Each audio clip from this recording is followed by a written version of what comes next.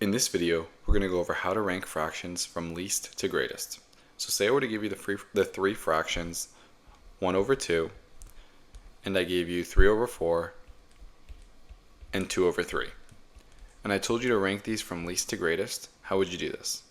Well, in order to rank fractions, we can't just look at the denominators and see which is bigger. We need to have a common denominator and then look at the three numerators. So we need to make these three fractions out of the same denominator. What we're going to do is we're going to list the common multiples of each denominator. So starting with 2, we have 2, 4, 6, 8, 10, and 12. And then we can do 4 next, so we have 4, 8, 12, 16, and 20. And then lastly we can do 3. So for 3 we have 3, 6, 9, 12, 15, and 18. So now there's already a common multiple, and that's going to be 12. And 12 is our lowest common multiple of the three. So what we need to do now is we need to make these three fractions out of 12. So for the first fraction, 1 over 2, we need to multiply the denominator by 6, as 2 times 6 is equal to 12. And then what we do to the denominator, we have to do to the numerator. So 1 times 6 as well.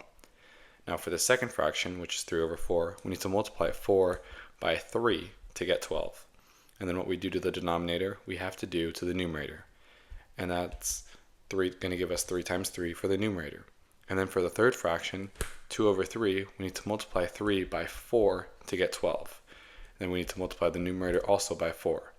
And so this, when we rewrite these three fractions, is going to give us 6 over 12 for the first fraction.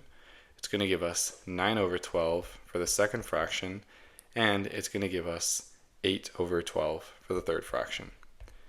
And so now that these three fractions are all out of the same denominator, what we can do now is just compare the numerators and rank the numerators from least to greatest.